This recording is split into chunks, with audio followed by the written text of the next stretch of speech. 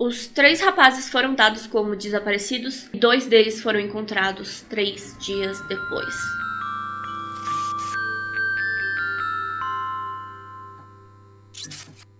Bom dia, pessoal! Meu nome é Nathalie e bem-vindos a mais um vídeo de ficção. No vídeo de hoje a gente vai falar sobre um filme que eu gostei muito, chamado The Last Broadcast. Eu descobri também recentemente que esse filme foi feito com menos de $1.000, o que é bem impressionante. Eu decidi trazer pra vocês porque eu gostei muito do mistério. Vamos lá, como sempre. Antes de começar, eu tenho que pedir pra você se inscrever no canal. Eu também tenho que dizer quais são os gatilhos do vídeo de hoje. Essa história fala principalmente sobre desaparecimento, assassinato, desmembramento. É bem mais um mistério que qualquer outra coisa. E é ficção. Sim, spoilers, eu vou falar sobre esse filme inteiro do começo ao fim. O link pra assistir sem legenda em português, tá? O filme todo em inglês, tá na descrição do vídeo. O filme começa com o nosso repórter e documentarista David Lee. David se propôs a fazer esse documentário para investigar os assassinatos do Jersey Devil, o desaparecimento e a morte de 3 homens em Nova Jersey em dezembro de 1995. No filme, o repórter ele vai entrevistar várias pessoas e mostrar pra gente os detalhes das filmagens feitas no dia do desaparecimento desses rapazes. Vamos então rever toda essa história. Sim, eu vou tentar tratar o filme como se ele fosse um caso criminal. Stephen F. Cast e Lucas Wheeler eram 2 homens curiosos e criativos. Os 2 tinham um pequeno show de TV local ao vivo chamado Fact or Fiction. Significa fato ou ficção. Welcome to Fact or Fiction. Yes, we are rolling. We are on. We are ready to go.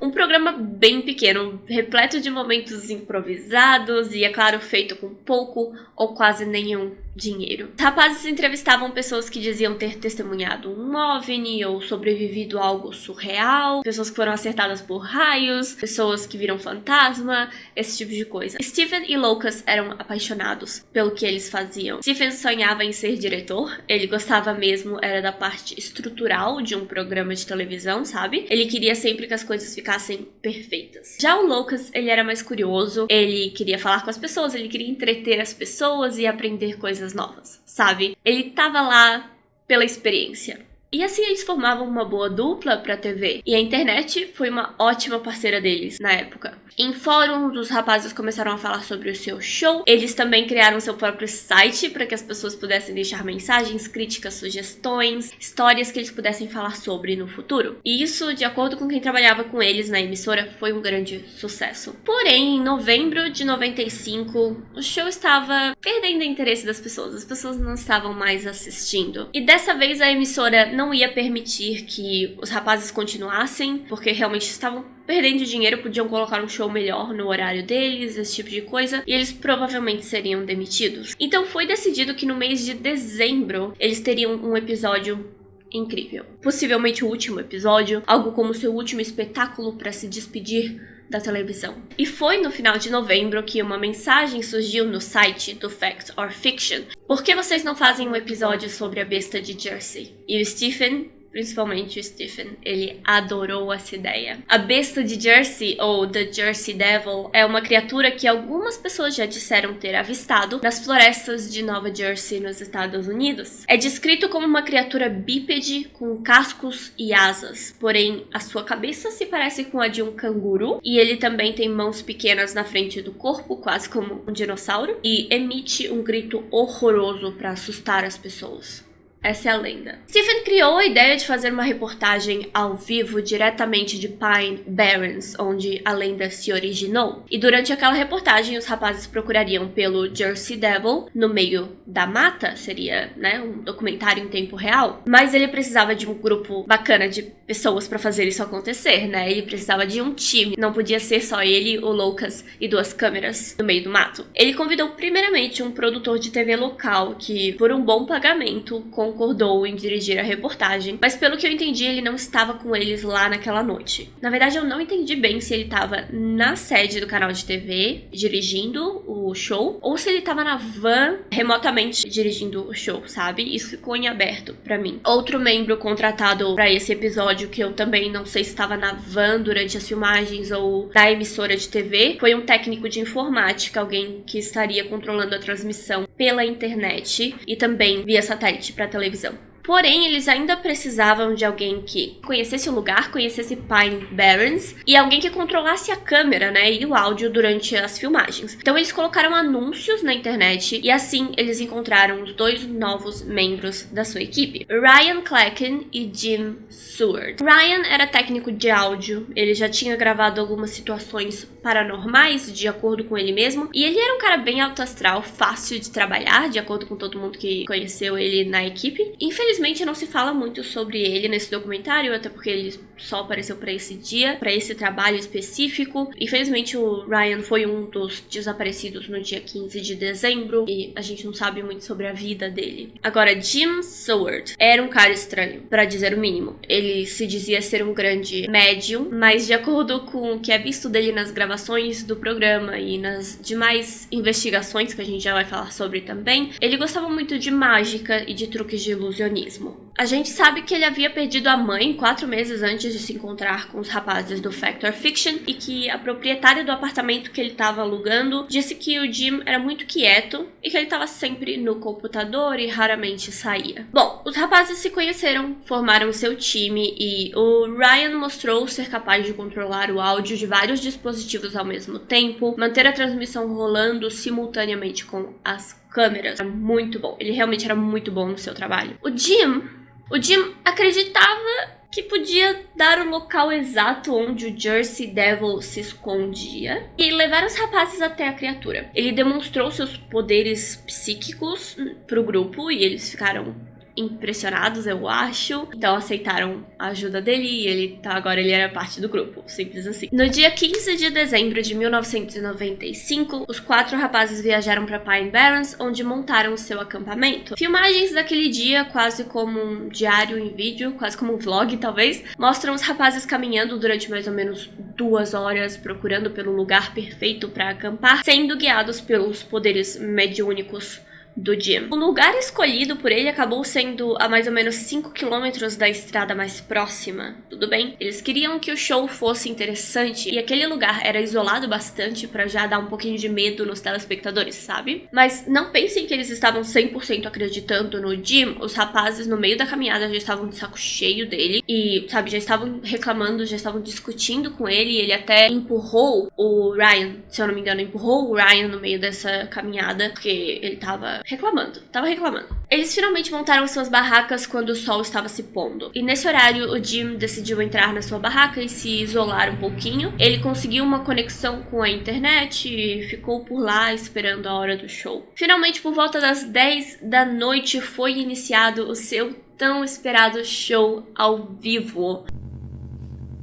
This is Johnny and Locust, and we are live in the Pine Barrens, where tonight we are doing a first ever internet broadcast, cable, ham radio broadcast, all live, all real, and we are doing it with the help of a psychic and a sound man who has the ability to record sounds from other worlds, otherworldly sounds.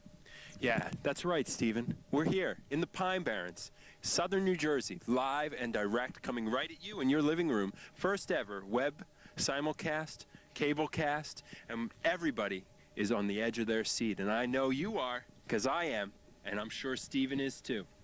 A little later, we're going to be showing you the campsite, but right now, we're going to do a little recapping, and you're going to see some tape of the history of the legend of the Pine Barrens and the Jersey Devil.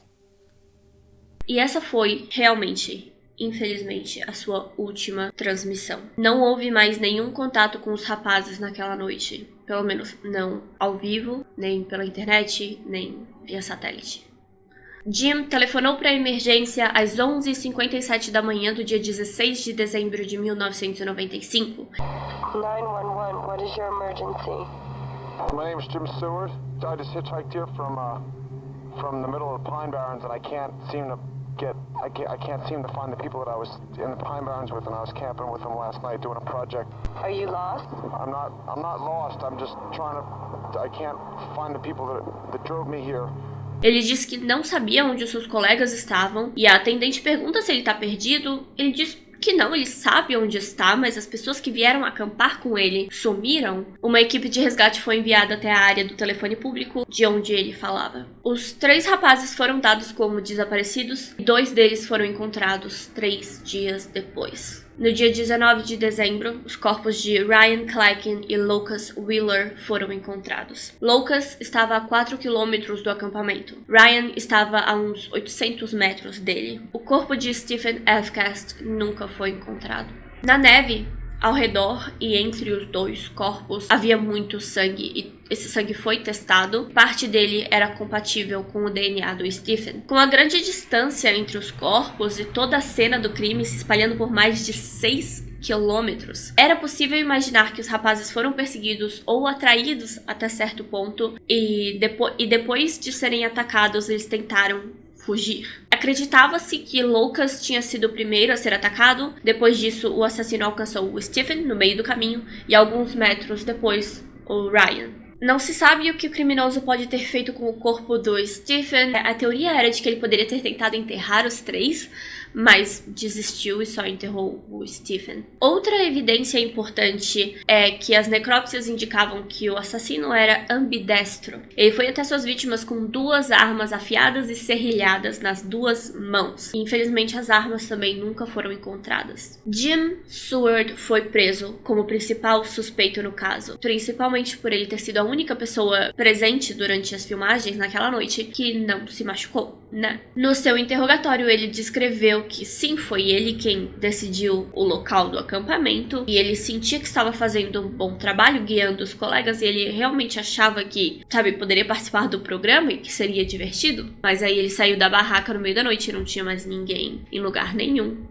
E aí ele esperou a noite toda e ninguém apareceu. Outras provas encontradas pela polícia foram as roupas que ele vestia naquele dia. Ele ainda não tinha lavado as roupas quando a polícia revirou a sua casa e tinha sangue nas roupas dele. O DNA bateu com as 3 vítimas. Ele tinha o sangue dos 3 rapazes nas suas roupas, mas não era muito sangue. Isso é importante, era pouquíssimo sangue, por algum motivo. Também foi comprovado que o Jim era ambidestro. Não só isso, os vídeos daquela noite, aproximadamente 15 horas de filmagens, também mostram que o Jim estava tendo um comportamento estranho, um pouco exagerado, talvez agressivo, e infelizmente a gravação do momento exato do crime foi danificada e não pôde ficar pronta a tempo dos julgamentos. Na verdade, pelo que eu entendi, ela só foi encontrada depois do julgamento, a gravação do momento da morte dos rapazes. Mesmo assim, eles puderam usar todos os vídeos daquela noite que foram encontrados para incriminar o Jim. A defesa alegou que ele estava o tempo todo na sua barraca, no acampamento, quando os ataques ocorreram. Esse era o seu álibi. E ele tem 2 posts em um fórum que aparentemente comprovam isso. Porém, esses 2 posts foram feitos com 45 minutos de intervalo entre eles. Muitos dizem que ele pode ter escrito o primeiro post, corrido até o local do crime, assassinado os 3 homens e retornado ao acampamento para escrever o seu segundo post, nesse intervalo de 45 minutos. A cena do crime estava a no mínimo 4 quilômetros do acampamento, então ele teria que correr essa distância em menos de 20 minutos. O que é humanamente possível, mas é bem impressionante se ele tiver feito isso. Mesmo assim, mesmo com algumas dúvidas, Jim Seward foi considerado culpado e condenado à prisão perpétua. Pouco tempo depois, no dia 2 de janeiro de 1997, ele faleceu na prisão e a sua causa da morte foi determinada como acidental. Enquanto David Lee, o nosso repórter, estudava as gravações daquela noite, uma especialista surgiu. Uma mulher capaz de recuperar as imagens que eram consideradas danificadas demais para serem usadas no julgamento, ou todas essas imagens que foram encontradas só depois do julgamento. Michelle Monarch foi a profissional que decidiu colocar seus conhecimentos à prova e recuperar, possivelmente, os últimos momentos de vida de Lucas Wheeler, principalmente, porque é ele que aparece na maior parte do vídeo. No meio da sua investigação, a Michelle descobriu que o Stephen sumiu muito tempo antes do ataque. Os colegas estavam procurando por ele naquela madrugada, depois da primeira transmissão ao vivo. Isso indica que ele pode ter sido a primeira vítima. Ele poderia já estar morto quando os rapazes entraram na mata procurando por ele. As gravações também mostram que às 2h45 da madrugada, os dois, Ryan e Lucas, ainda estavam vivos. I think it's late. It's like 2:45.